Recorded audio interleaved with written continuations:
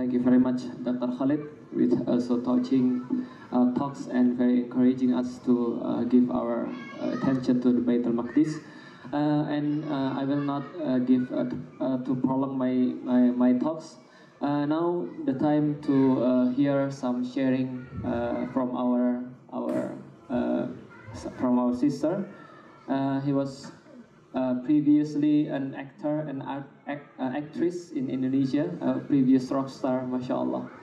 But she also always pay attention for Baitul Maqdis. So we invite our sister, Mrs. Dewi Sandra, to come forward to the stage and to share about how your opinion about Baitul Maqdis and how why you are coming here with us to this event, and maybe give some share to us, please.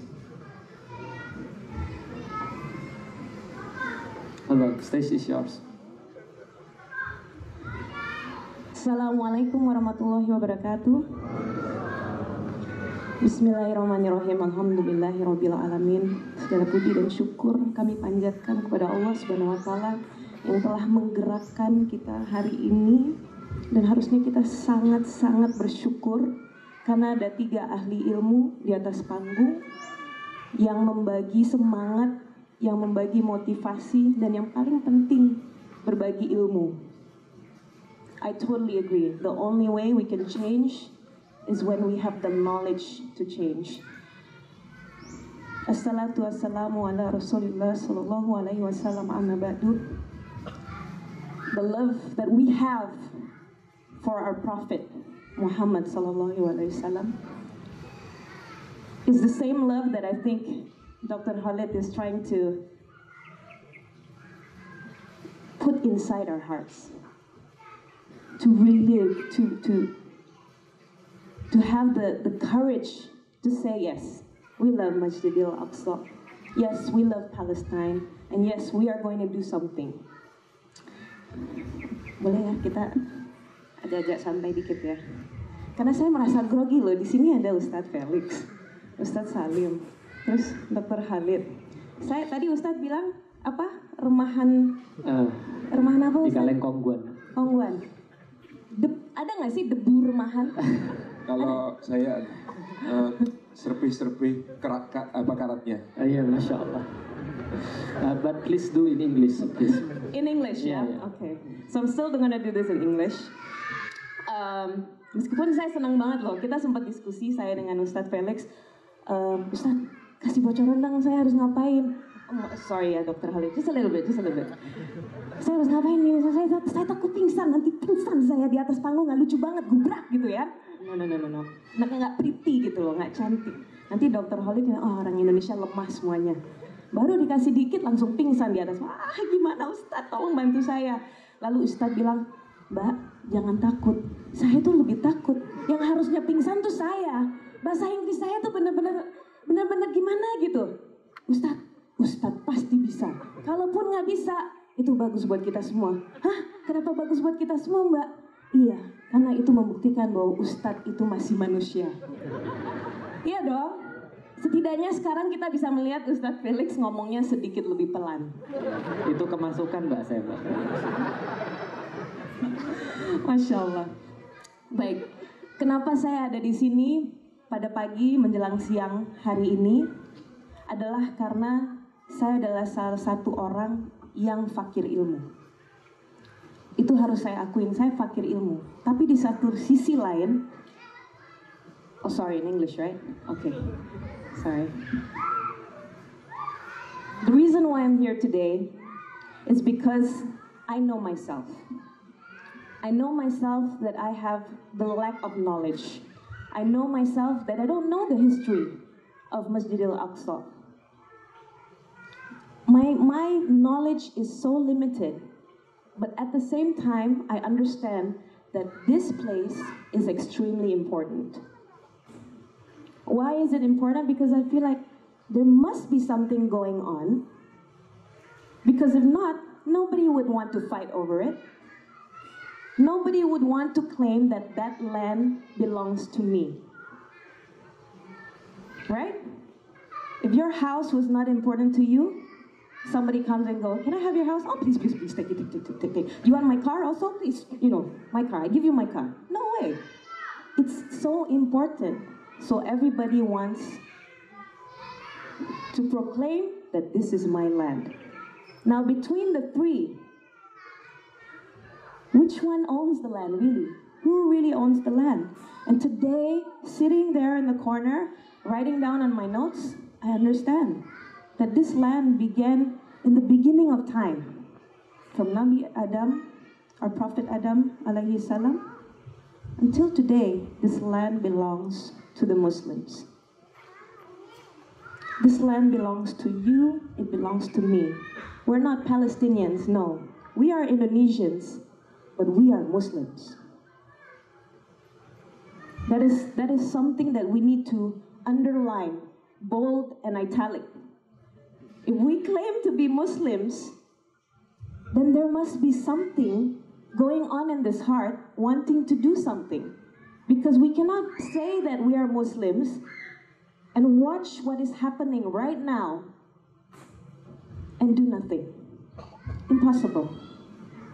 Then there is something wrong with our Iman. There is something wrong with our Islam. There is something wrong with our mind. Absolutely. Why I'm saying this? Because today in Indonesia, when we see a fellow brother, a fellow sister, and they don't even have to be Muslims, you see them getting hurt.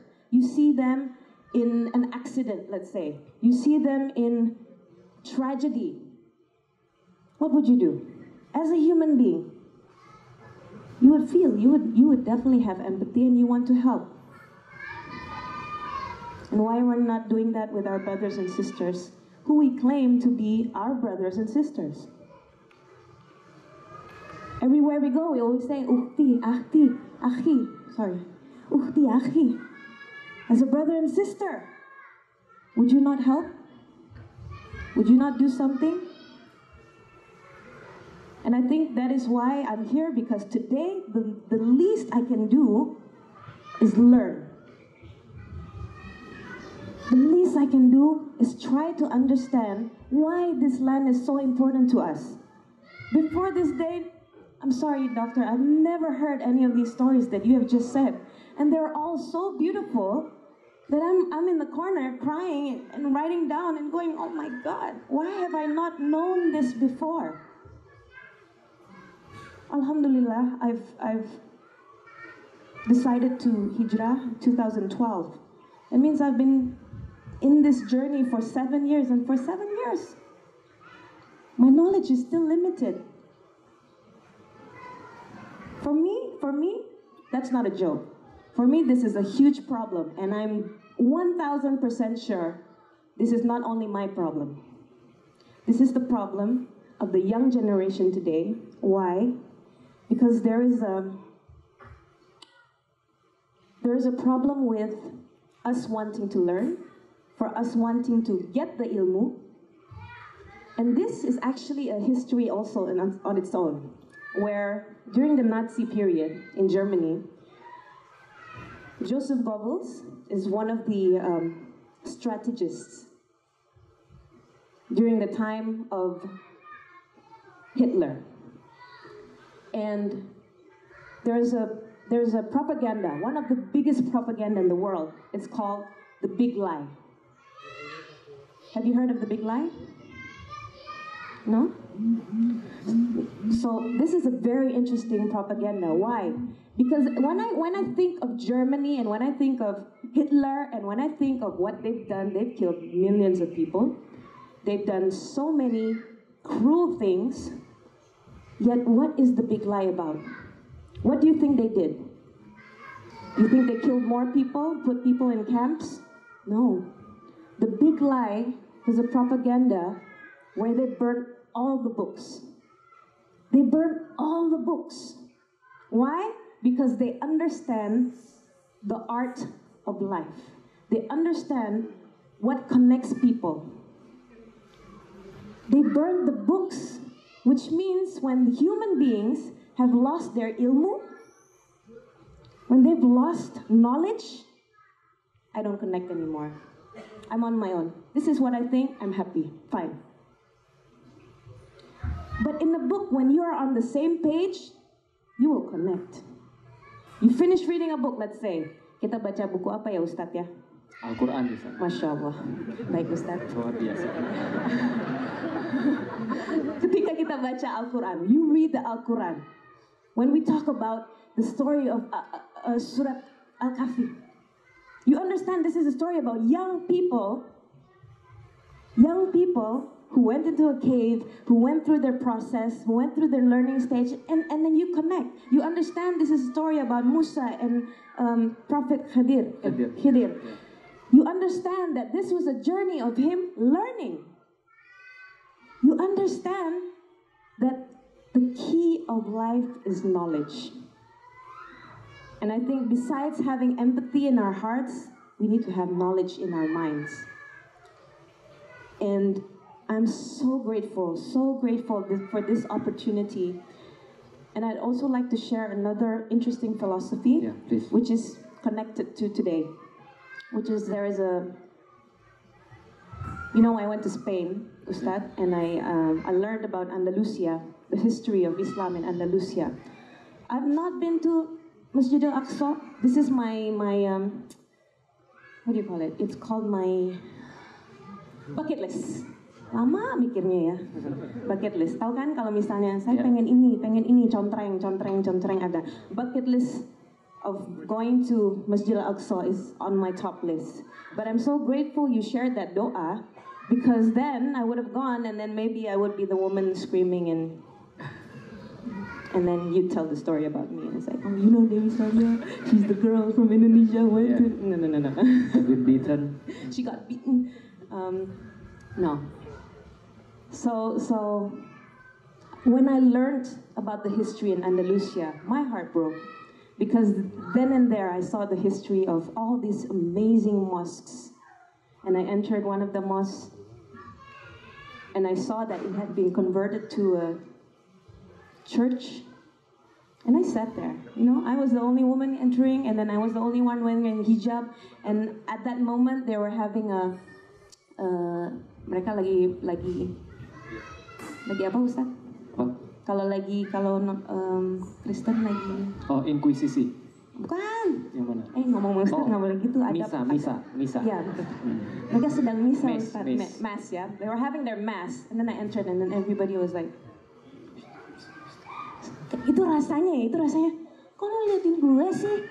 Ini tempat gue juga, gitu. This is a mosque. And I was like, wow. If it hurts that much... going to Spain, dan masih ada banyak negara-negara lain. So many different countries have that same history. How painful would it be to enter this historical mosque? Mosque number 2, mosque where all the prophets had prayed in. And then I learned about more history. And there's an artist. I'm sorry, I wrote it down because I don't really memorize his name. There's an artist called... Wait, it's here. You made a lot of notes there. I made a lot of notes today. Masya Allah. That's here, bentar ya. Yeah. Ini 5 menit. No problem. Rose water, LVP. Okay, here it is. Please look it up. A Spanish artist called Engino Merino. And he made this very, very popular sculpture called the Stairway to Heaven. The sculpture itself has 3 men who are educated, and of course they're the imams, they are the priests, and they're also the rabbis. But there's only 3 men. The one at the bottom is the Muslim, doing his sujud. The one in the middle is the Christian, on his knees. Do you know this? You know this, right? And I cannot seem to stop myself from thinking, this is exactly what life is right now. Life right now is where we, the Muslims, are at the bottom. And the book that we have, or that we understand right now, or we're focusing right now, is the Bible. Jadi, masing-masing 3 orang yang di dalam sculpture itu mereka pegang buku, tapi bukunya bukan punya mereka. They're not holding their own books, they're holding different books. So the Muslim is holding the Bible, the Christian is holding the Torah, and the Jews are holding the Quran. What is the connection? The connection is the Jews, who has taken over Masjid al-Aqsa, understand Islam more than the Muslims understand Islam. The Christians right now, in my point of view, and I might be wrong, but they're controlled by the Jews. That's why the book of Torah is so close to them. And the Muslims right now, we are so concentrated on proving everybody else is wrong and Muslim is right, so we focus on the other books instead of our own. That is what I feel we are at that stage right now. And I think it's important to refocus ourselves. Why? Because even in this sculpture, the Jews have that vision of seeing, and they were so offended. They were so offended by this sculpture and said, this is offending all Jews. Buat orang-orang yang tidak bisa melihat, you go like, why? Why? Muslims are at the bottom. You are standing at the top. Muslims are so degraded at that moment. But they understand you are most powerful when you are in your sujud. And the minute after you sujud and you stand up, everybody else falls. I think that's related to this today. We need to be in our sujud, we need to go back, connect with God, connect with Allah, connect with our prophets, connect our knowledge, and understand what it is that we have been given the task to do. It's a big task. It's a big, big task. And nobody can do it alone. We as the Ummah right now, we need to go hand in hand. We need to focus. That's the most important thing. And I will end with one quote that I had written on my Instagram with the Palestinian flag. And that is, no one is free when others are oppressed. No one is free. You think you are free right now in Indonesia? You're not free. You're not free. Why? Because your brothers and sisters around the world, not even just in Palestine, like Dr. had said, so many countries right now are being oppressed. And what can we do? What are we doing? Fight. We're doing very minimal right now. What Ustad Felix wants us to do, what Ustad Salim wants us to do, what Doctor wants us to do, Dr. Khalid, is to fight. It's time to fight. Not fight with swords, not fight with violence, fight with your mind. Yeah. Jazakumullah khair. Wassalamualaikum warahmatullahi wabarakatuh. Masya Allah. Thank you very much for your insight, Mrs. Dewi Sandra. Now, please also join us in this stage because Brother Salim Afillah is want to depart. Yeah, Brother Salim Afillah want to depart to the airport. So. I'm very sorry. I can continue to accompany you all. Yeah. I have to go to Semarang today. Friends in Semarang, brothers and sisters in Semarang, wait for the next agenda in Ba'da Asar, inshallah. So give us some last words. Yeah, last words because before you depart from this I'm place. surprised. Yeah. Okay. Apa? Aku bingung. Rumangsamu aku marah. Nah, kalau ini roaming nih buat saya. So, what we need to do, Dr. Khalid told us, one, to pray, oh Allah, grant us salah fi Masjid al-Aqsa, wa huwa hurrun aziz. And second, to read Suratul Isra. Suratul Isra, Suratul Kahf is our read in a week, but Suratul Isra is our read every day. Because our salah, that the salah give Allah give Rasulullah sallallahu alaihi wasallam the order of salah in the Isra and the Mi'raj. So the third thing is to follow the keep news. Yeah. the Masjid Al-Aqsa in our mind, the news of Baitul Maqdis we read, and the fourth is to do something. Yeah. Sahabat Al-Aqsa, ini pesan sponsor. Masya Allah. Sahabat Al-Aqsa, the networking between the family of Indonesia and Palestine, established in 2007, will be our institution, our family, together in our together. Gimana sih? That's Ya kayak kue lah. ngono ya ngono. Yeah. In our struggle for Masjid Al-Aqsa, inshallah. Thank you very much, and I have to depart soon to Semarang. So goodbye. Okay, thank you. Thank you. We wish you to have a great flight, Thank safe you very flight, much, and yes. Have some barakah in other places. Amin, amin, Thank you. amin. You may left the stage. Thank you very much. Matur nuwun, Mas. Oke, sami-sami Mas. Dr. Khalid, jazakallahu khairan.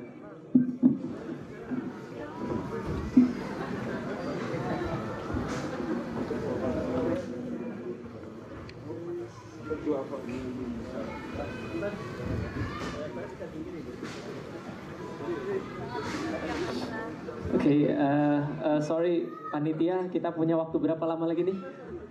Hah? Kita punya waktu berapa?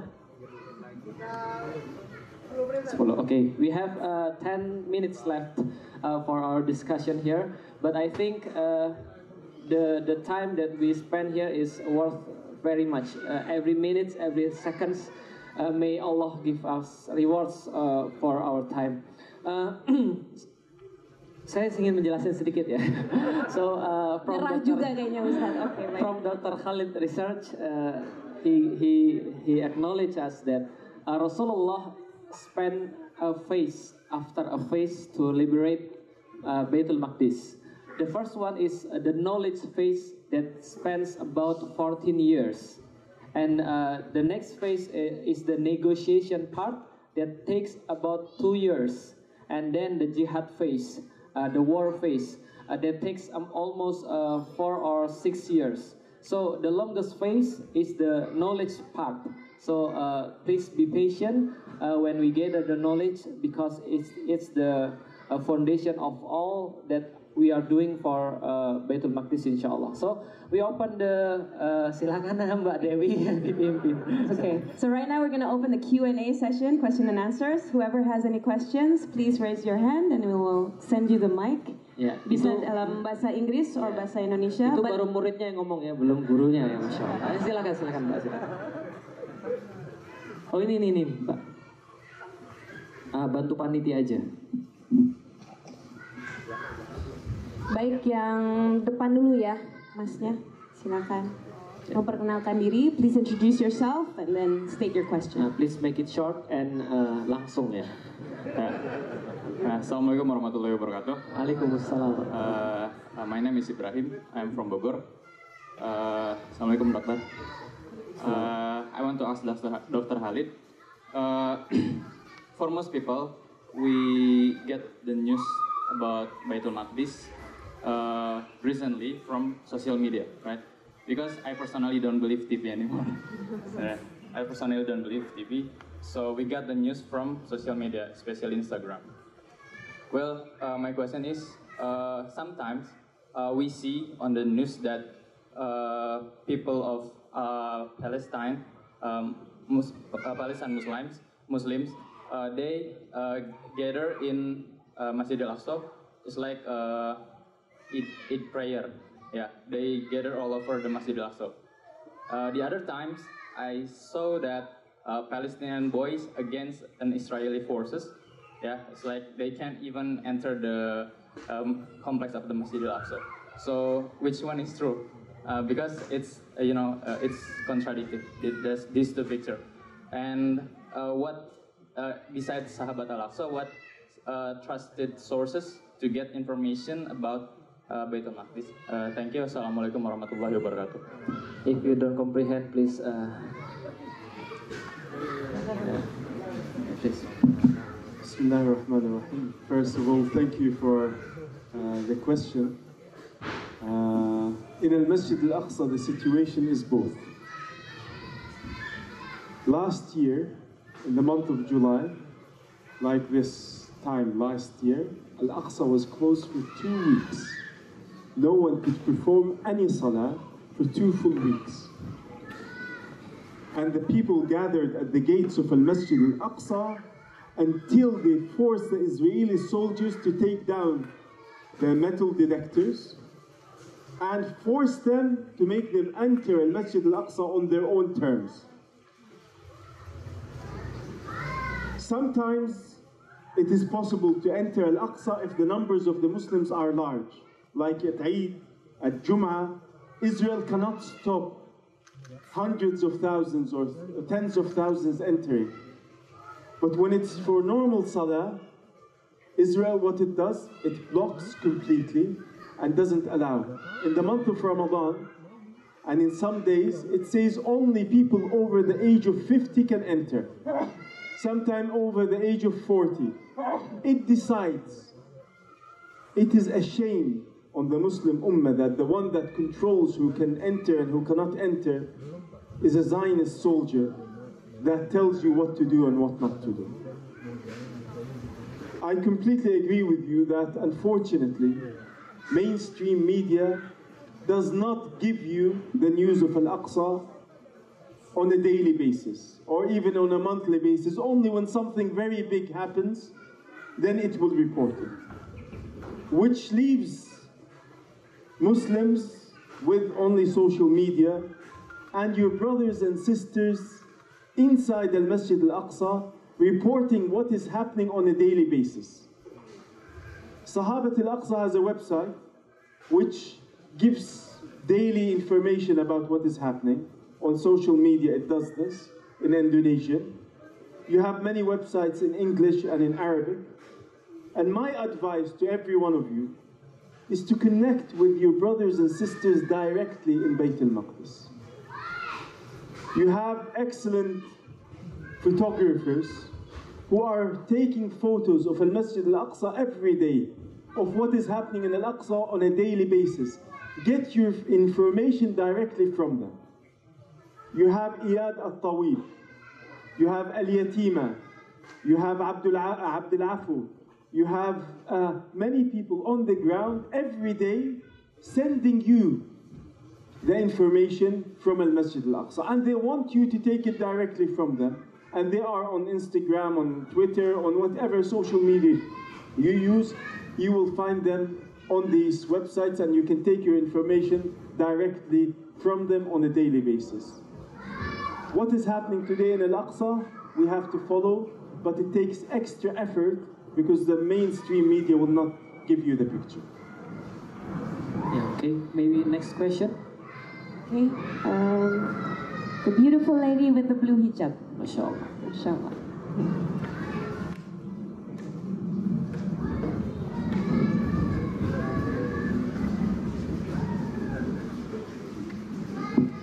Bismillahirrahmanirrahim. Assalamualaikum warahmatullahi wabarakatuh. Waalaikumsalam warahmatullahi wabarakatuh. Alhamdulillah, it's such a privilege to meet you. I met your father last year. I was in Baitul Maqdis peace camp last year. I don't live in Indonesia. I live in Australia. When I found that the Baitul Maqdis peace camp this year, I was like, oh, okay, it's not my risk to come, you know. But Alhamdulillah, only yesterday that I saw the flyer about this event. I'm gonna complain to Pak Zikru that I didn't know about this. But yeah, it's such a risk meeting you today. Alhamdulillah, Alhamdulillah. My question is about, because I met your father before, and then you know, we starting with ourselves to change following the Sunnah with the terminology of the Palestine. So we call it is Baitul Maqdis now. But to do that is not easy. I have a few Palestinian friends, and when I told them about, talking about this, and my Egyptian friend said, you be careful with not saying Palestine, because they're gonna get angry. So it's not easy to even start the following the Sunnah with the terminology to say Baitul Maqdis or Al-Aqsa. That's my first question. So what we should do with that? And the secondly, last year I was in Australia. There's a group of people called the Friend of Palestine. So sometime maybe every 6 months they have like a peace rally. It's always interesting me bring my daughter coming on the rally, but at that time I was Professor Al-Awaisi face, because he said we have to start with the knowledge, not doing this kind. He didn't say that, but it's like is it the right things to do? But I think at that time I feel like at least we can let people know that there is a country or there's a people that still under occupation. That's why I come to the peace rally. That's my the third one about visiting the Masjid Al-Aqsa. I know that there is a few opinion from the ulama. So I got question from my friends. What do you think about visiting the Masjid Al-Aqsa at the moment? So can you explain to us? Jazakallah khair. Okay, please, Dr. Khalid. Jazakallah khair. I said to the sister, maybe if we take more than one question, then 3 questions from the sister. MashaAllah. First of all, may Allah subhanahu wa ta'ala reward you abundantly for coming today. And this reminds me of the first photo I showed you of the young boy who's going to climb the wall to get into Al-Masjid Al-Aqsa. And what the sister has done, may Allah reward her, is to come a long way just to listen to have knowledge about Al-Masjid Al-Aqsa. So I pray to Allah subhanahu wa ta'ala for every step you took to this event, to reward you abundantly and to raise your status in Jannah, inshallah azza wa jal. The second question about using the terminology of Rasulullah sallallahu alayhi wa sallam, to revive a sunnah, to get the reward of a shaheed, is not easy. Rasulullah sallallahu alayhi wa sallam says, Man ahya sunnati, who will revive my sunnah when it is dead amongst the people, he will get the reward of a shaheed, because it's not an easy matter. And today people, even when we talk about Palestine, the issue of Palestine has become a nationalistic issue, not an Islamic issue. This is why using the word Baitul Maqdis, Al-Aqsa is not for Palestinians. Al-Aqsa is yours as much as it is for Palestinians. If I tell you that the Kaaba is for the Saudis, would you accept? None of you would accept. Al-Aqsa is being protected by your Muslim sisters and brothers in Palestine in Baitul Maqdis. They are protecting your honor on behalf of the Ummah. It is not theirs. So, in this regard, reviving this terminology gives back the Islamic dimension. I will talk about Donald Trump for a few seconds. Donald Trump announced that Jerusalem, using the word Jerusalem, not East Jerusalem or West Jerusalem, he said Jerusalem is the eternal capital of, not Israel. He is aiming high. He said it is the eternal capital of the Jewish people. And he announces that it is the capital of Israel, and he moves his capital, his embassy, to Jerusalem. What is the Muslim response when they all met? 54 countries met in Istanbul. Out of the 54 countries, only 14 leaders came, which is a big shame. Not only that, one of the kings of the Muslims, where Mecca and Medina is, he calls everyone, don't go. Jerusalem is not our issue anymore. See how low we are getting?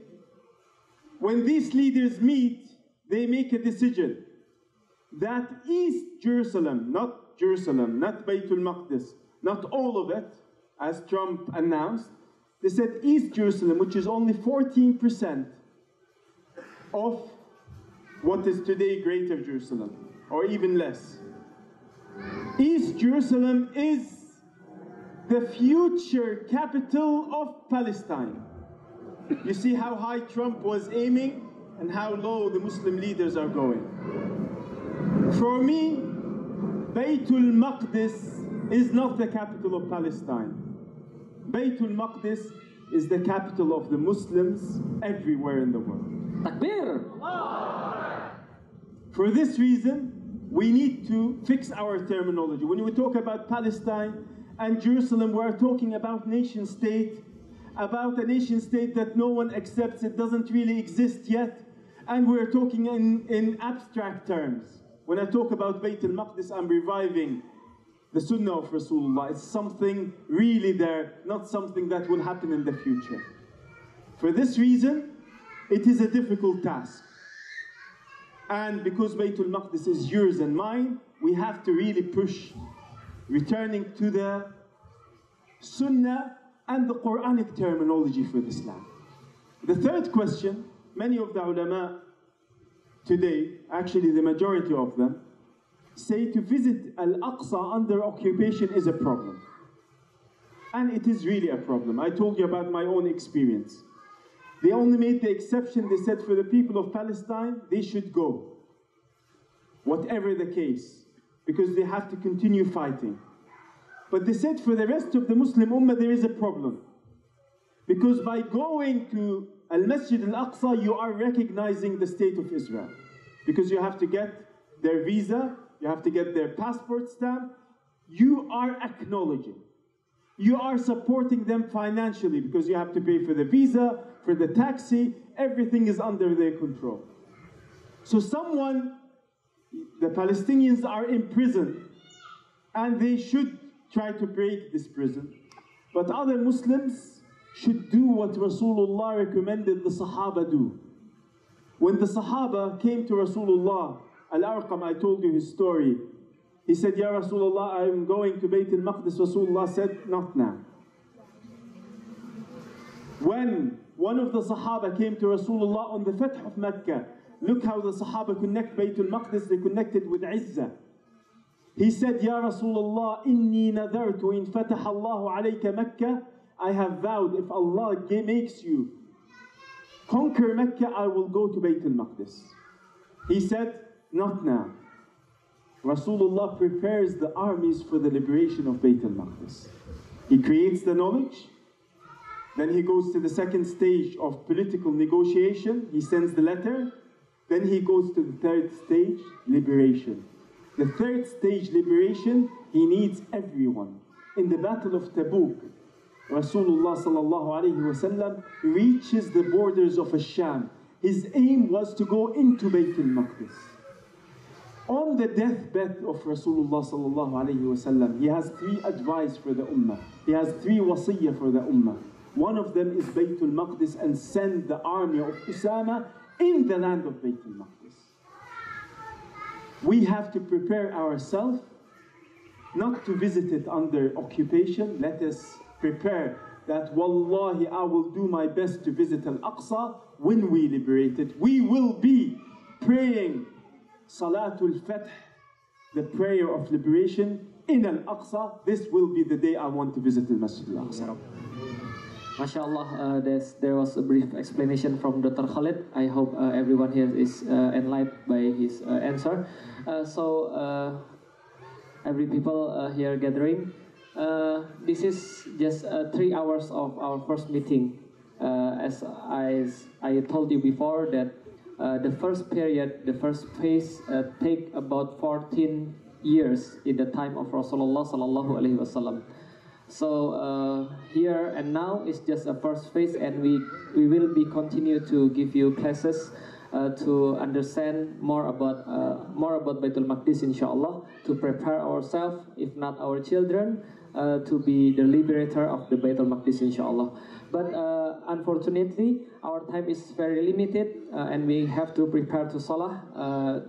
So we must to close our session, close our events. And before that, I want to ask Mrs. Dewi Sandra here. There is very sudden question I have from the Sahabat Al-Aqsa. We have about 469 yatim in the Turkey, in border of Baitul Maqdis, and every place else. So how are your opinion if you became the mother of the children? We will be glad, and it will be shaheed by Dr. Khalid El-Awaisi too. Will be apa itu bahasanya, disaksikan. Ya itulah, itu murid saya memang, alhamdulillah. Jadi kalau berkenan, insya Allah kita jadikan simbolis untuk kemudian ada foto yang diserahkan sama Mas Adi, insya Allah. Monggo Mas Adi, insya Allah. Foto. This is just symbolic to our sister here. We hope that this is our children here. They live in a border of Turkish and Syria. I visited them about months ago.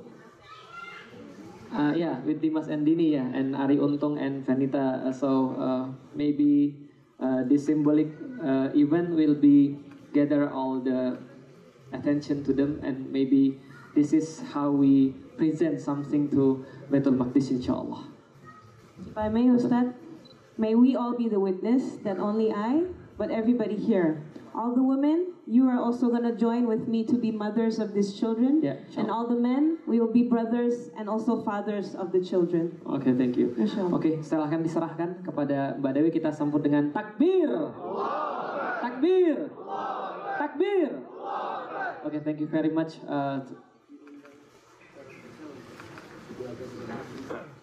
Saya akan nyamain dalam bahasa Inggris ya. We invite you to learn deeper and furthermore to ISA, Institute of Sahabat Al-Aqsa, for this cause, and we hope that you are a part of this celebration, inshallah. Thank you to Dr. Khalid. Thank you for Dewi Sandra and our friends here, Mas Ardi from Sahabat Al-Aqsa, and thank you for all of you that coming here, getting here to hear the news about Sahabat Al-Aqsa, to learn knowledge about Sahabat Al-Aqsa, and also for Mr. Didi who was watching us from distance, mashallah. Thank you for the place. We send our dua to Allah for you to very good and prosper. Usaha itu apa sih? Business, masya Allah. Okay, thank you very much. For the last, Dr. Khalid, may you pray for us here, for everyone here, and for Baitul Maqdis. Fadal, please come forward. But before I pray, at the beginning of this talk, I said, "Khitamuhu misk." May Allah make this the best ending of this. My visit to Indonesia, and it was a beautiful ending, seeing all of you and seeing our sister and our brothers really connecting with the Masjid Al-Aqsa and Baitul Maqdis. I'm really grateful to you. And with the words of our sister about Andalus, let us not make Baitul Maqdis a new Andalus. That we will go and see Al-Aqsa being a church or being destroyed as Israel plans to do, and build on the place of Al-Masjid Al-Aqsa a Jewish temple. Let us not wait for that day to happen. We will be the catalysts that will change, first with knowledge, and enter Al-Masjid Al-Aqsa liberators and pray Salatul Fatih inside Al-Masjid Al-Aqsa. But it takes a lot from each and single one of you.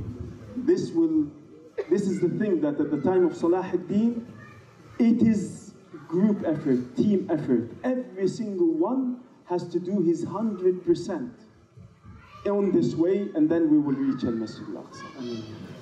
We finish with praying to Allah subhanahu wa ta'ala, because prayer is the weapon of the believer. It is the first and last, but in between you have to do a lot of work. Bismillah ar-Rahman ar-Rahim. Allahumma ya Allah, ya Allah, ya Allah, ya Allah, ya Allah. يا من لا إله إلا أنت، نحمدك يا ربنا أن جمعتنا بهذه الوجوه الطيبة في أندونيسيا يا رب العالمين، فالحمد لله. يا ربي لك الحمد على نعمة الإسلام، لك الحمد على نعمة الإيمان، لك الحمد على نعمة المسجد الأقصى يا رب العالمين، فالحمد لله. اللهم يا ربنا نسألك بأنك أنت الله الذي لا إله إلا أنت، يا مقلب القلوب ثبت قلوبنا على دينك. اللهم يا مقلب القلوب صرف قلوبنا على طاعتك. اللهم أعنا على ذكرك وشكرك وحسن عبادتك. اللهم إنا نسألك حبك وحب من يحبك وحب نبيك وحب المسجد الأقصى يا رب العالمين. اللهم اجعل حب المسجد الأقصى في قلوبنا يا رب العالمين. اللهم يا الله يا الله يا الله استخدمنا ولا تستبدلنا يا رب العالمين.